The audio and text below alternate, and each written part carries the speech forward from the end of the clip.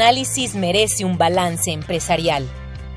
Esto es Balance Empresarial con el contador público Óscar Gutiérrez.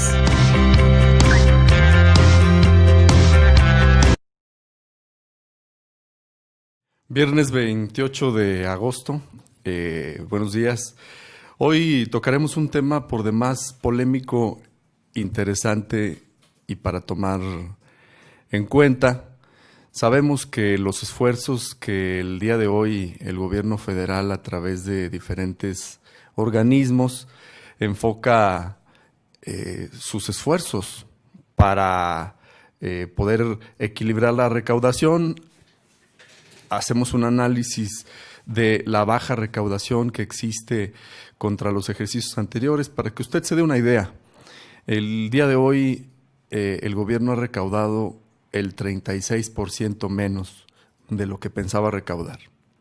Y esto pues con todo y lo que se ha hecho para que las empresas se pongan al día, tengan una confianza en el mismo gobierno y que paguen, contribuyan de alguna manera lo que no habían hecho.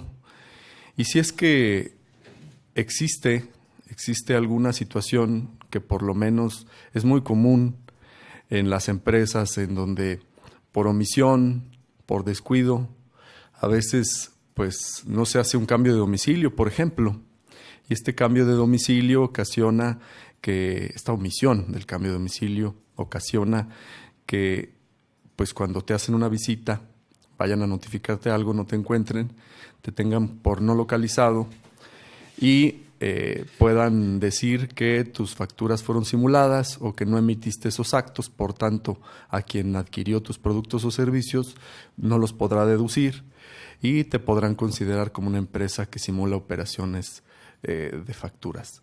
Esto pues sabemos que a partir del 2014 se ha venido reformando en el artículo 69B del Código Fiscal de la Federación, donde pues es muy claro lo que dice, que las empresas que en su activo, en sus cuentas bancarias y que no posean trabajadores, esto hará que proceda la autoridad como si hubieras simulado operaciones. ¿Verdad? Es un tema muy interesante. Ya sabemos los criterios que ha tenido la Corte, ya sabemos lo que ha sucedido con quienes han tenido ya que pasar por este fenómeno. Y bueno, pues existen diferentes dudas alrededor de este tema, sobre todo para este periodo nuevo en esta administración, la cuarta transformación, en donde pues se han modificado leyes, reglamentos y acciones. Vemos acciones muy pues agresivas de cierta manera hacia algunas empresas, porque repito, no todas tienen la intención de meter entre sus gastos facturas que no tienen efectos, que no realizaron, pues que no tienen manera de comprobar la materialidad, dice así el 69. Entonces, el día de hoy vamos a hacer un análisis empresarial, un balance empresarial para ver si esto que está sucediendo, esto que la autoridad está haciendo corresponde a lo que se necesita hacer, si es suficiente, si hay que hacer más, si es equitativo, si logra el objetivo esperado. Y bueno, en días pasados hemos escuchado por parte de las autoridades fiscales, el Servicio de Administración Tributaria, uno de ellos, las acciones que realizará en contra de todas estas empresas que hayan dado efectos a facturas que no puedan comprobar que efectivamente adquirieron los productos o servicios que ahí dice. Y bueno, se ha sumado, en este caso, todos sabemos, la unidad de inteligencia financiera por los movimientos bancarios que puedan existir y la forma de rastrear los beneficiarios, el beneficiario final. Otra autoridad es la Procuraduría Fiscal Federal, que es una procuraduría que básicamente ella se encarga de defender o de integrar los expedientes de parte de las autoridades fiscales para poder presentarlos ante la Fiscalía General de la República. Y recientemente también hemos escuchado en días pasados que la Secretaría de la Función Pública encaminará acciones realizadas pues a buscar a quienes solaparon en los ejercicios anteriores que estas empresas proliferaran. Y sí, es un abuso, consideramos pues que estas prácticas se volvieron ya un abuso. Sin embargo, hay cosas que tenemos que ver y que para eso invitamos el día de hoy al licenciado y maestro en impuestos, Marco Agustín Ramírez Rodríguez, quien va a estar un poco más adelante. Si usted tiene dudas, no lo olvide, háganos sus comentarios aquí abajo, háganoslos llegar también por medio de nuestras redes sociales.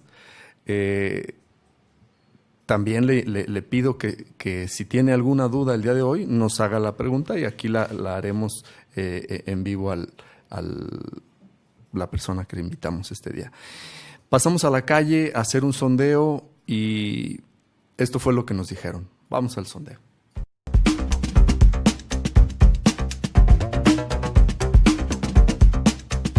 ¿Sabe qué son los factureros? Los que hacen facturas. Las personas que hacen facturas. ¿Personas que hacen facturas? Los que hacen facturas. Claro que sí, son las personas que se encargan de dar la factura al cliente o algún tipo de comprador de productos, sí. ¿Sabe cuál es la afectación que tiene por las empresas que simulan operaciones? Afectan a los que están establecidos, que no son fantasmas. Para evadir impuestos.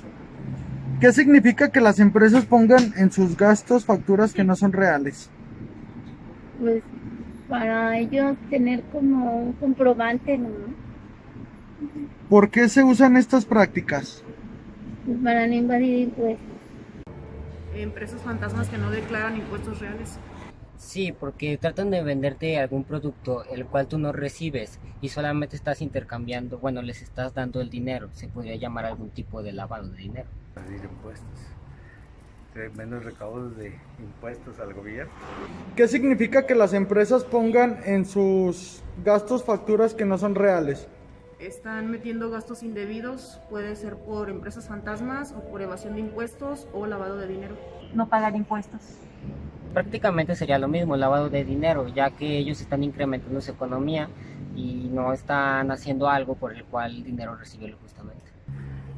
Pues una evasión de impuestos y generan gastos a favor de ellos. Pues para ellos tener como un comprobante, ¿no? ¿Por qué se usan estas prácticas? Evadir impuestos y afectar a la economía a la larga. Para evadir impuestos, lavado de dinero principalmente, y para no declarar lo que realmente se gana, pueden ser prácticas ilícitas. Es lo mismo prácticamente, lavado de dinero, es para aumentar su economía. Para beneficiarse de, ¿cómo se llama? En un beneficio, en deducir impuestos y se hacen hasta compras para meterlas como gastos. Pues para no invadir impuestos.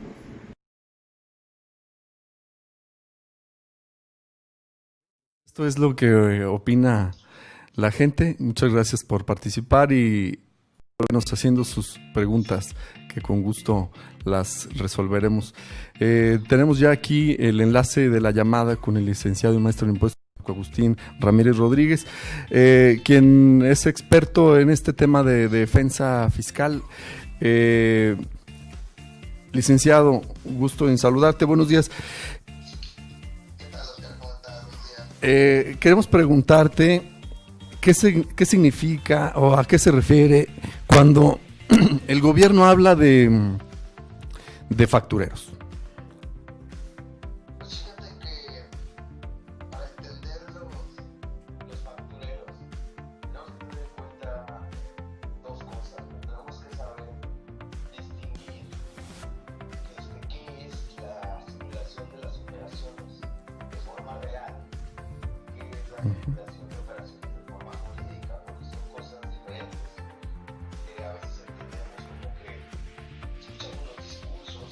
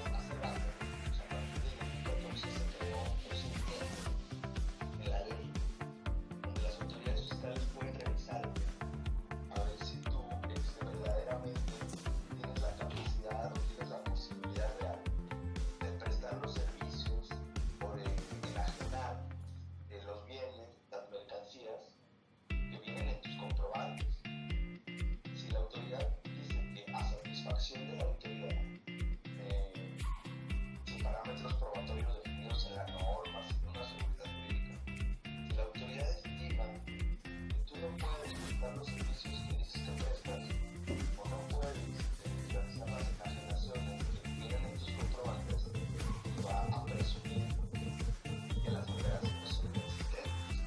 Y esto es peligroso porque no solo presumirá la operación de un comprobante, sino se presumirá a pasado y a futuro. Todas las operaciones ya celebradas van a presumir inexistentes. Entonces, pues imagínate el impacto fiscal. Oye, entonces esto me lleva pues a reflexionar y hacer esta pregunta. ¿Qué acciones está realizando esta autoridad pues que persigue y estos que dices, los compradores y vendedores, que entiendo que hay empresas que se dedican no a vender productos, sino que su venta es facturas? Entonces, ¿los compradores y los vendedores tienen la misma responsabilidad?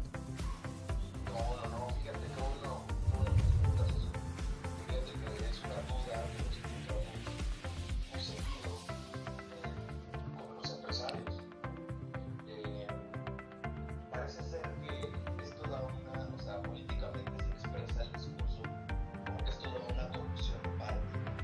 Hay una persona que está ideando la estrategia para empezar a vender facturas y los empresarios dolorosamente deciden no pagar impuestos, compran facturas y entonces se ven afectados. Ahora, lo que es real es que interviene jurídicamente si necesitamos las normas fiscales y penales. Nos damos cuenta que intervienen tres personas, que es la persona que emite el comprobante, ¿no?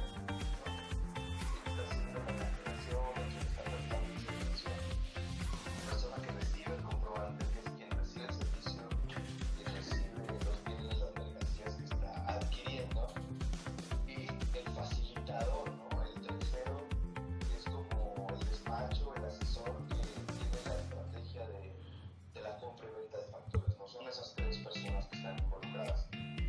Ahora, mucho de esto tiene como la finalidad o el propósito de hacer como un escándalo, ¿no? Como que suene mucho para que se termine la práctica. Pero en realidad a quienes están afectando, quien se está viendo afectado, es quien recibe el comprobante, ¿no? El que le da un efecto fiscal a ese comprobante se conoce como deducible. El que adquiere el servicio, el que adquiere el bien, las mercancías, es el que se está viendo afectado.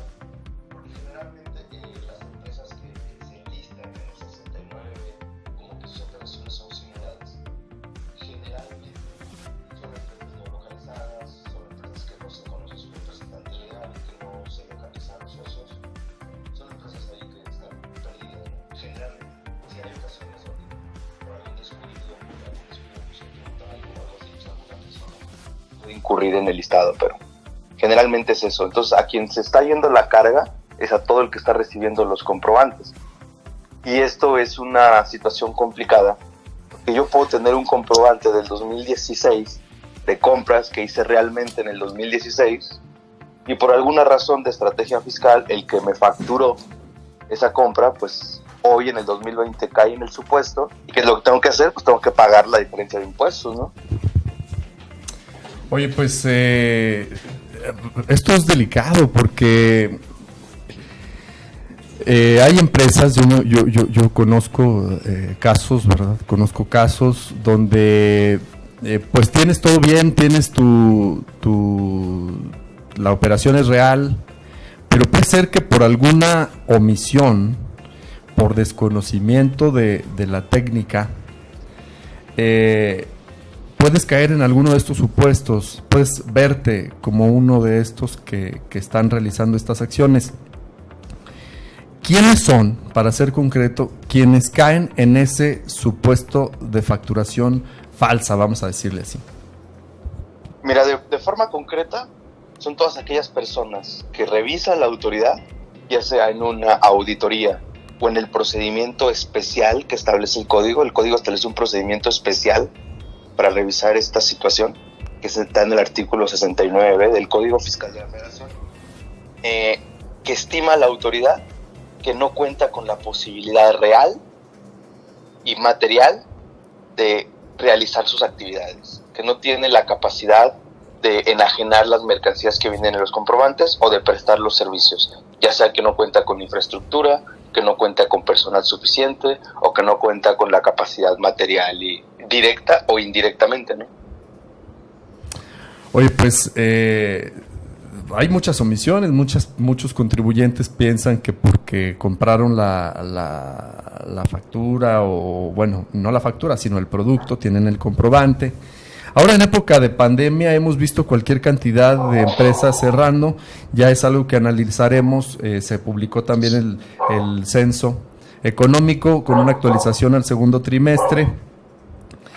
Ante esas bajas recaudaciones, sabemos pues que la práctica de la autoridad es obtener, finalmente alcanzar la meta de la recaudación, porque hay que ejercer el gasto público. Hemos visto desde febrero esas auditorías que se han estado realizando para obtener, alcanzar la recaudación que no se está logrando. ¿Cómo hacer una revisión, licenciado Marco, de no caer en una situación de incumplimiento en este tema de las auditorías? ¿Qué recomendarías? Mira, yo recomendaría dos cosas principales, que obviamente las recomendaciones, y lamentablemente y tristemente para el empresario, tienden a aumentar los costos administrativos internos, ¿no? Porque te aumentan los procesos, te aumentan las obligaciones, pero pues ya es una realidad, ¿no? Yo que recomendaría sería siempre estar atento a los proveedores que se van listando en el artículo 69B, para saber cuáles de mis proveedores, a quien yo le he adquirido todos los comprobantes a los que yo les he dado efectos, que no se encuentren en el listado, ¿no? Y otra cuestión es, pues, tener una nueva noción de la contabilidad, ¿no?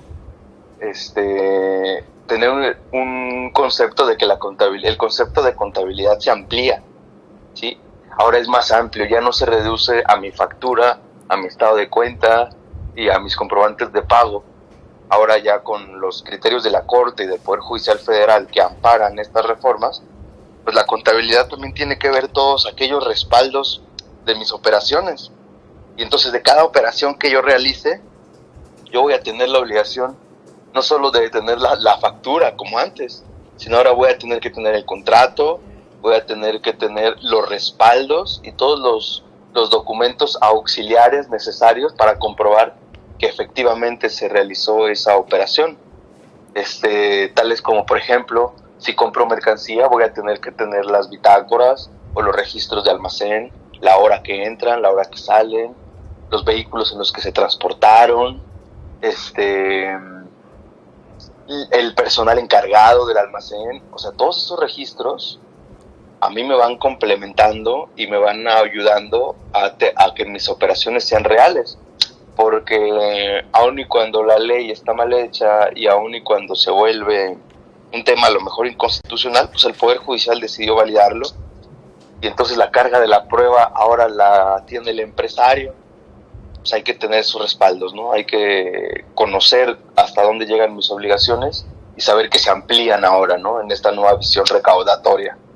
Si decías algo que quiero que a lo mejor al auditorio le quede muy claro. Yo creo que este tema de la responsabilidad jurídica que se tiene por las operaciones que se realizaron, yo creo que estamos hablando de incluso tres materias distintas.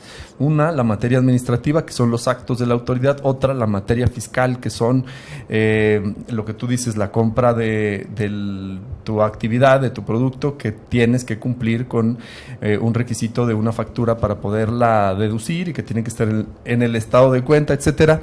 Otra que me parece que es a la que quiero llegar, y que Julio Scherer, el asesor de la Fiscalía General de la República, mencionaba hace unos días de las denuncias que estaban integrando para quienes realizaron estos actos. Me parece que existe una gran diferencia, y creo que como deber de un ciudadano te pediría, ¿nos puedes aclarar esos efectos y esas responsabilidades fiscales y penales? ¿Qué diferencias existen? Sí, claro. Mira, cuando hablamos de que esta reforma y esta nueva situación recaudatoria en el país tiene varios efectos, uno nos referimos al fiscal, que es la omisión en el pago de impuestos. Si la autoridad le quita el efecto fiscal a mis facturas, pues tengo ahí una diferencia. Normalmente me sale una diferencia a pagarle, le debo al fisco porque pues mis facturas no tuvieron efecto, ¿no? Ese es el efecto fiscal, debo impuestos. Y el efecto penal es un poco más delicado porque se establecen situaciones en las que esa simulación, que sabemos que es una presunción, sabemos que no es real, o sea, la autoridad no comprueba la simulación, la autoridad presume que simulas, esa presunción me puede dar a mí efectos penales porque yo caigo en delitos, que es la simulación fiscal precisamente. Y cuando la autoridad tiene una resolución donde dice que yo estoy simulando y que mis operaciones son inexistentes, es una prueba indiciaria, es una prueba preconstituida de que yo estoy cometiendo un delito. Y entonces, pues si los montos de mis operaciones son elevados, vimos la reforma en materia de delincuencia organizada, se va a asemejar a la delincuencia organizada, y entonces pues incluso hay prisión preventiva, ¿no? Son cosas que resultan un poco delicadas, claro que son montos muy grandes, ¿no? Arriba de 7 millones que se hayan dado a los comprobantes, pero si no, pues de todas formas también es delito y te pueden iniciar un proceso penal. Pero también fíjate que hay una tercera afectación, que yo la pondría en el punto de vista administrativo y de operaciones diarias empresariales, que es el sello digital, ¿no? El sello digital, que le quitan el efecto al sello digital y no puedes facturar, o incluso te pueden asegurar las cuentas bancarias. La suspensión temporal del sello digital, del famoso 17H bis, ¿no? Las 10 razones por las que, bueno, las 10 cláusulas, ya hicimos un recuento, 220 razones, que de eso hablaremos en otra ocasión. Pues yo ahí veo algo que creo que es importante también que se mencione. Por un lado, ¿quién es el que denuncia? ¿Denuncia el SAT? ¿El SAT denuncian a través de los convenios de colaboración las secretarías de finanzas o con quien se tenga el convenio? ¿Quién es el que denuncia y cuáles son los montos, decías? Siempre va a ser la Secretaría de Hacienda por el materia de operaciones simuladas. La Secretaría de Finanzas, con la reforma al reglamento, las Secretarías de Finanzas estatales pueden solicitarle al SAT, pero quien tiene la acción es el SAT.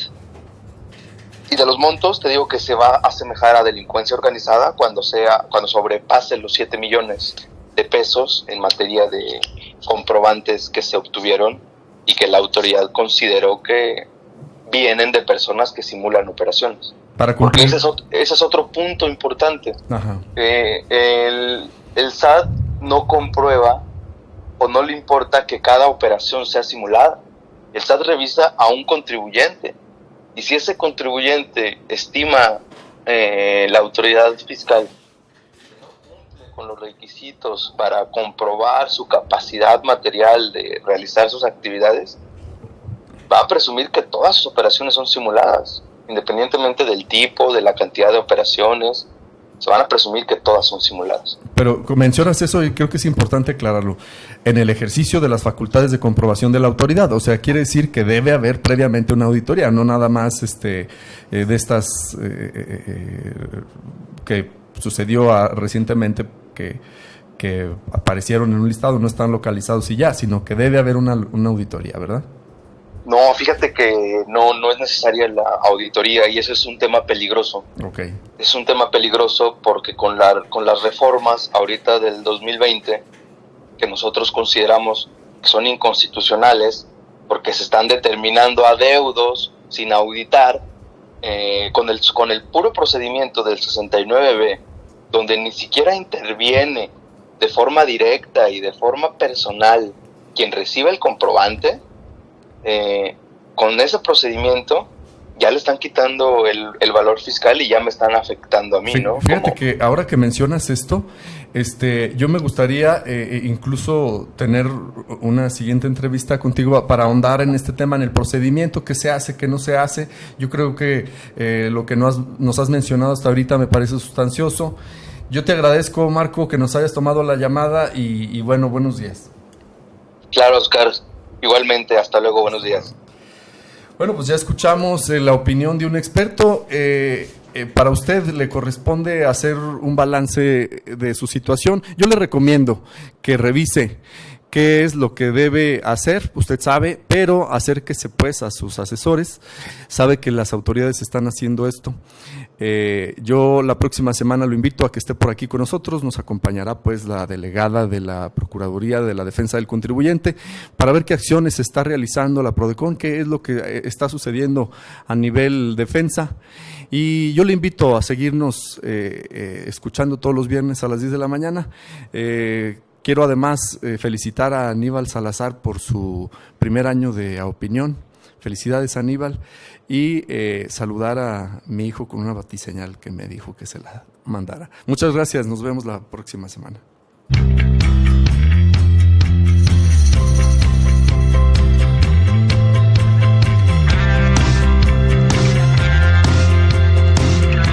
Porque todo análisis merece un balance empresarial.